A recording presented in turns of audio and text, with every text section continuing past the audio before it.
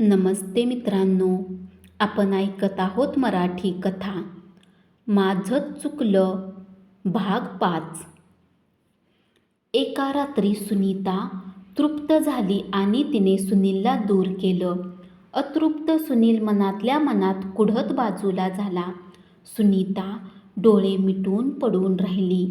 काही क्षणापूर्वी उपभोगलेल्या सुखाची ग्लानी ओसरल्यावर सुनीता सुनीलच्या जवळ सरकली. त्याच्या केसाळ छातीवर आपले अनावृत उरोज दाबीत त्याच्या तोंडाजवळ तोंड नेत विचारलं, तुमचं समाधान होत नाही ना? सुनील हसला. तिच्या केसांच्या बटा बोटाने बाजूला करीत म्हणाला, जाऊ दे ग. जाऊ दे कसं? तुझं होतं की नाही? होतं. स्त्रीने आपलं समाधान झालं असं सांगितलं की पुरुषांचं समाधान होतं. हा तुमचा युक्तिवाद झाला. पण अशाने खरं सुख थोडंच मिळणार. मग काय करू? सुनीताच्या गालावरून हात फिरवीत सुनीलने विचारलं. तुम्हाला ते सुख देणारी कुणी भेटली तर मी तुमच्या आड येणार नाही. सुनील चकित झाला. क्षणभर विचार केल्यावर हसला. कळला हं तुझा डाव मला. कसला डाव? त्याच्या अंगावरून खाली येत तिने विचारलं. गोड गोड बोलायचं आणि माझ्या मनाचा अंदाज घ्यायचा. असं कशाला करीन मी? आपण नवऱ्याचं पूर्ण समाधान करू शकत नाही म्हणून तो दुसरीकडे जाईल अशी भीती तुला वाटते. सहानुभूती दाखवल्यासारखं करून ती भीती खरी आहे की खोटी हे तुला पाहायचं असेल.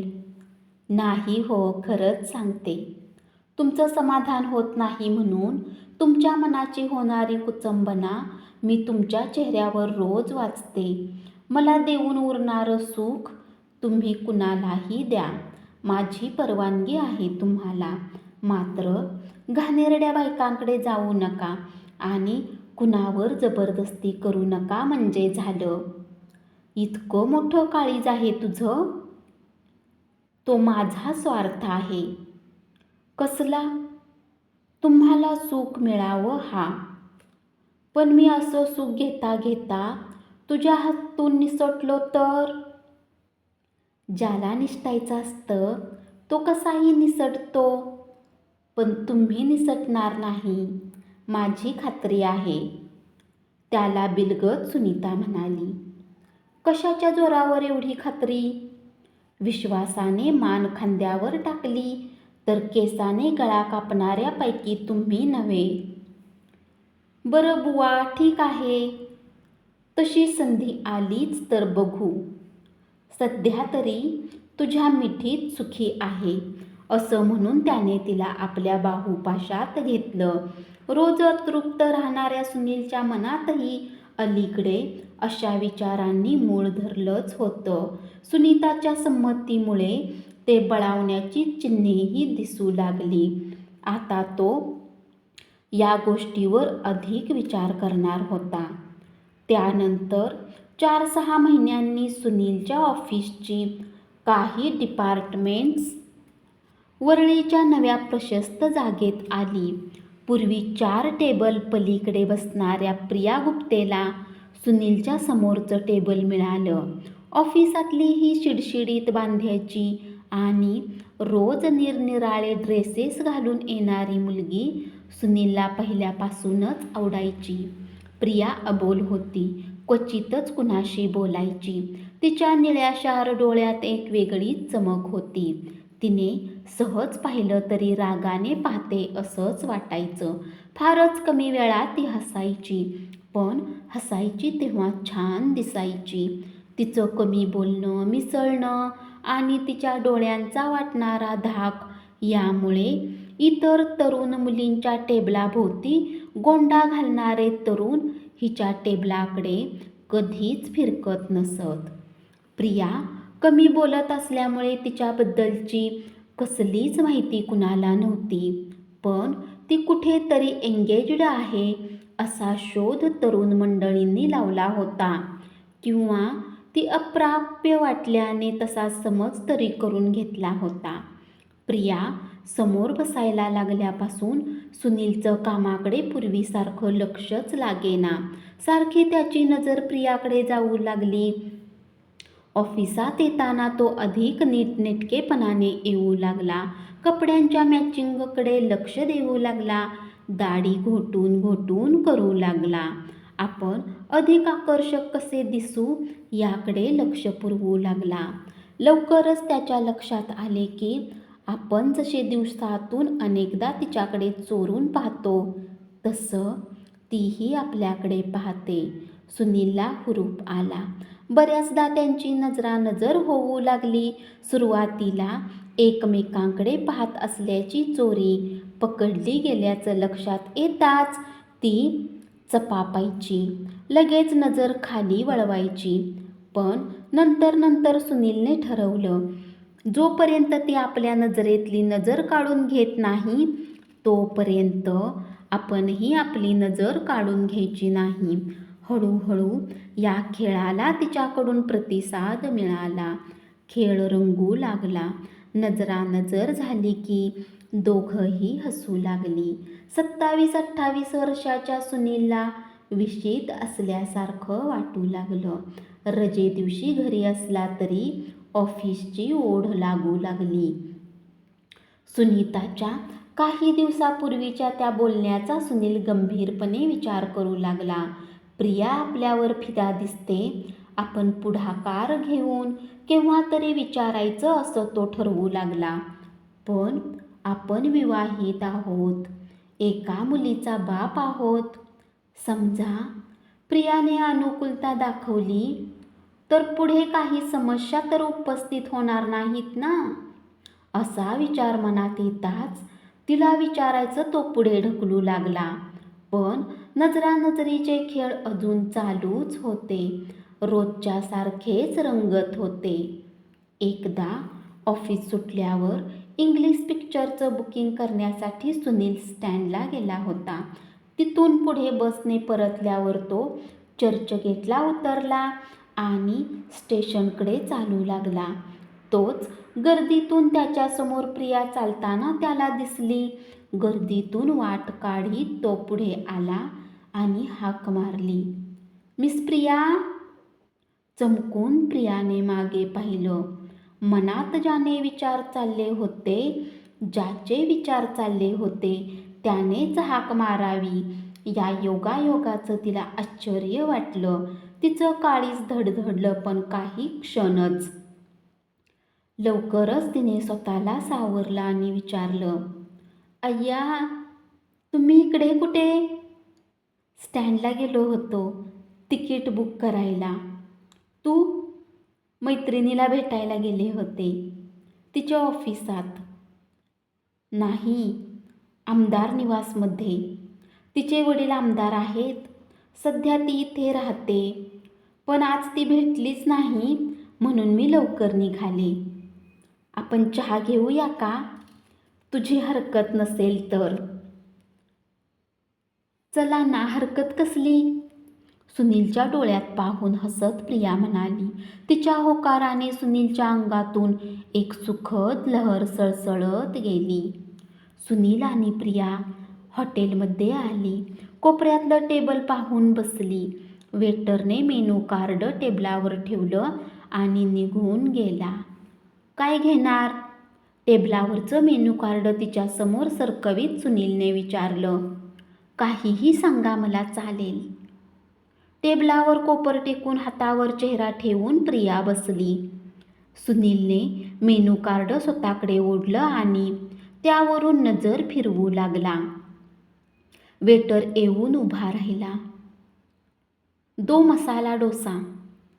वेटर निघून गेला. प्रिया हसली. "का हसलीस?" हसत सुनीलने विचारलं. "मला ठाऊकच होतं." "काय?" "मसाला डोसा, समोसा, वडा सांबर, इडली यापैकीच काहीतरी तुम्ही सांगणार."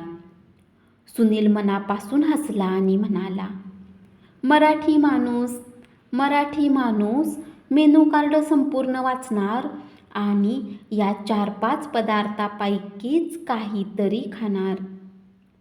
खरं तर यासाठीच मेनू कार्ड वाचायची गरज नसते, पण वेटरने ते पुढे केल्यावर त्याचा अपमान होऊ नये म्हणून ते वाचायचं.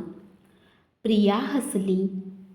सुनीलने पाहून पुन्हा पुन्हा हसू लागली. सुनीलकडे पाहू लागली. आज खूप हसतेस. ऑफिसमध्ये कधीच हसत नाहीस इतकी. मला वॉच करता वाटतं. खरं आहे, पण मला वॉच करताना तुलाही पाहिलंय मी बऱ्याचदा. खाली मान घालून प्रिया हसली. बरोबर आहे की नाही माझं ऑब्झर्वेशन? मान वर न करताच प्रियाने होकारार्थी मान हलवली आणि टेबलावर बोटाने वर्तुळं काढू लागली. काय पाहत असतेस? तुम्ही काय पाहत असता? सुनीलच्या नजरेत नजर गुंतवून तिने विचारले. सगळं. तुझे डोळे, नाक, केस, गाल, दात वगैरे वगैरे. मी काय बघते सांगू? हो सांग ना. तुमच्या छान दाट मिशा, वाऱ्याने भुरभुरू उडणारे केस, मुद्दाम शर्टाचं बटन काढून ठेवता वरचं, त्यामुळे दिसणारे छातीवरचे दाट केस. सुनील हसला. मुद्दाम शर्टाचं बटन काढून ठेवतो असं कशावरून म्हणतेस? जुन्या ऑफिसमध्ये तुमच्या शर्टाची सगळी बटणं लावलेली असायची. इथं आल्यापासून वरचं बटन काढायला लागलात. खरं की नाही? या ऑफिसात खूपच उकडतं. खोटं. उलट इथे समुद्रावरून जोराचा वारा येत असतो, डोक्यावरचा पंखाही चालूच असतो. आला तर त्याच्या 3ऱ्या-4थ्या दिवशी कागद उडतात म्हणून आणखी 2 पेपरवेट मागून घेतलेत तुम्ही शिपायाकडून. सुनीलच्या मनाची खात्रीच झाली. तो हसला. मला समोर बसलेली पाहिल्यावर तुमच्या शर्टाचं बटन निघालं तेव्हाच मी ओळखलं. काय ओळखलंस? त्या उघड्या छातीतून मी लवकर हृदयात शिरावं म्हणून तुमचा हा सापळा आहे. माझ्या अंदाजाप्रमाणे तू शिरायचा प्रयत्न करतेस, खरं की नाही? प्रिया बोलली नाही. टेबलवरच्या तिखट मिठाच्या भांड्याशी खेळत राहिली. सांग ना, सुनीलने आतुर होत विचारलं. हो, असं सांगताना तिने त्याच्या डोळ्यात पाहिलं. तोही तिच्या डोळ्यात पाहत होता. दोघांचीही काळजं धडधडू लागली. नजरेतली नजर कुणीच काढून घेईना. नजरेतली नजर तशीच ठेवून सुनीलने विचारलं. मी आवडतो तुला? हां. प्रियाच्या तोंडातून मधाळ होकार बाहेर पडला. माझ्याबद्दल माहिती आहे तुला? पुष्कळ. कोणती? तुम्ही विवाहित आहात. तुम्हाला एक मुलगी आहे 2 वर्षाची. तुला कुणी सांगितलं? तू तर ऑफिसमध्ये फारशी बोलतही नाहीस कुणाशी. तुम्ही पुरुष आमच्याबद्दल बोलतच असाल ना? हो, लेडीज रूममध्ये सुद्धा पुरुषाबद्दल बोलतात ते कानावर येतच. असं? माझ्याबद्दल काय माहिती आहे तुला? तू सुंदर आहेस. माझ्याबद्दल काय माहिती आहे तुम्हाला? तू सुंदर आहेस. तसं नव्हे, अविवाहित आहेस. चूक. चूक म्हणजे? इतक्यात वेटर ट्रे घेऊन आला. त्याला येताना पाहून ती म्हणाली, मग सांगते. डिशेस मांडून वेटर निघून गेला. आता सांग. इथे नको. नंतर आपण समुद्रावर जाऊन बसूया आणि तिथे मग सांगते.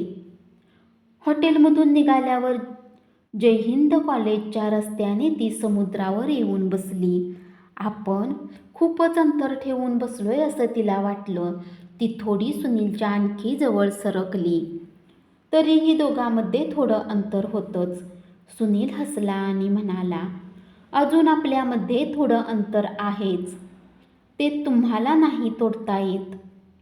मग राहिलेलं अंतर सुनीलने पार केलं. दोघंही एकमेकांना खेटून बसली. एकमेकांचा स्पर्श झाला तेव्हा त्यांच्या अंगातूनही समोरच्या समुद्रासारख्या लाटा उसळल्या. काही क्षण दोघंही ती बसली होती त्या कठड्याखाली येऊन फुटणाऱ्या लाटा पाहत बसली. सुंदर वारा वाहत होता.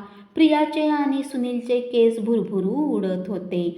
बटा सावरून सावरून प्रिया थकली आणि तिने तो प्रयत्नच सोडून दिला. दूर समुद्रात अंधारलं होतं. समुद्र किनारा मात्र विजेच्या दिव्यांनी उजळून निघाला होता.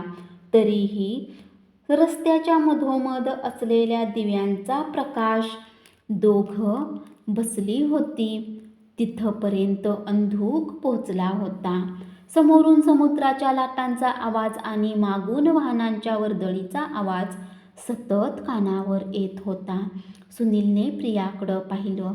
तिच्या चेहऱ्यावर बटा खेळत होत्या. पण समुद्राकडे पाहत विचारात गडलेल्या प्रियाला त्यांचा अडथळा वाटत नव्हता. सांगणार होतीस ना? तिच्या चेहऱ्यावर खेळणाऱ्या बटा आपल्या हाताने बाजूला करीत सुनीलने विचारलं.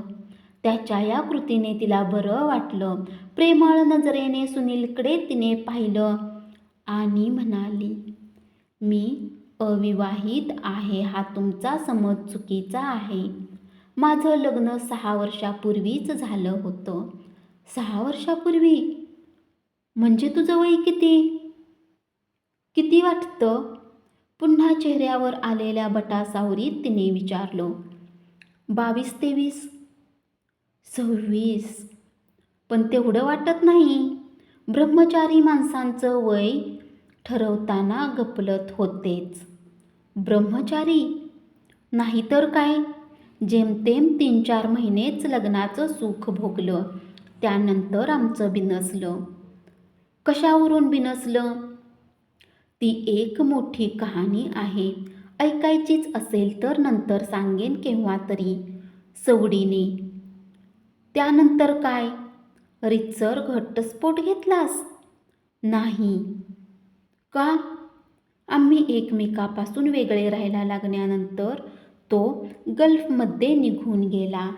तो परतल्यावर झालं गेलं विसरून त्याला तुझ्याबरोबरच राहायचं असेल तर? त्याने तिकडे भेटलेल्या एका ख्रिश्चन नर्सची लग्न केल्याचं कळलं आणि केलं नसतं तरी मी त्याच्याकडे गेले नसते. रेकॉर्डला तुझं नाव मिस प्रिया गुप्ते असंच आहे. लग्न होण्यापूर्वी नोकरीला लागले होते. नाव बदलण्यापूर्वीच लग्नाचे 12 वाजले. बारीक डोळे करून समुद्राकडे पाहत ती म्हणाली. गंभीरपणे बोलताना समोरच्या माणसाकडे न बघता बारीक डोळे करून तिसरीकडेच पाहण्याची तिची लकब आता त्याच्या लक्षात आली होती. 6 वर्षे झाली तुला नोकरीत? 7. पहिली 5 वर्षे मी पुणे शाखेत होते. तिकडे कोण असतं? मावशी. नोकरीही तिथेच लावून दिली आणि लग्नही तिनेच जमवलं होतं. तुला आई वडील? आई आहे. वडील मी MScला असतानाच वारले. आम्ही तेव्हा गिरगावात राहत होतो. म्हणजे अजूनही राहतोच. मी SSC झाल्यावर मला मावशीच्या मिस्टरांनी या कंपनीत लावलं. त्यामुळे मला पुण्यात राहावं लागलं. मला एक भाऊ आहे. माझ्यापेक्षा लहान व तो वाया गेलेला. तो, मी आणि आई असं आमचं कुटुंब. मला आता दुसरं लग्न करायचं नाही. पण काय? भावनाही आवरू शकत नाही. त्या सुखाची चव कळली नसती तर कदाचित आयुष्यभरही अशीच राहिले असते. गेली 5-6 वर्षे मी वासनांचा कोंडमारा सहन करते. लेडीज रूममध्ये जेव्हा या विषयावर चर्चा होतात तेव्हा हे डोकं फुटून जाईल की काय? अति उन्माद होऊन वस्त्र फेडून रस्त्यावरून मी धावेन अशी भीती मला वाटते. म्हणून शक्यतो मी त्यांच्याशी जास्त संबंधच ठेवत नाही. कुणी नसतील अशा वेळी लेडीज रूममध्ये जाते. पुरुषांनाही मी जवळ येऊ देत नाही. कारण माझाच माझ्यावर भरवसा राहिलेला नाही. बोलता बोलता ती थांबली, तरी अजून बारीक डोळे करून समुद्राकडे पाहत होती. या लाटा. सुनीलकडे पाहून पुन्हा लाटाकडे ती पाहत उद्गारली, त्यांचं काय? दुरून किनारा मोहक दिसत असेल ना त्यांना? गोंधळलेल्या नजरेने सुनील तिच्याकडे पाहू लागला. तिच्या बाहूत शिरण्यासाठी बिचाऱ्या तोंडात फेस येईपर्यंत धावत येतात आणि या खडकावर डोकं आपटून मरून जातात. धन्यवाद. अशीच पुढची कथा ऐकत राहा आणि चॅनलला जरूर सबस्क्राईब करा.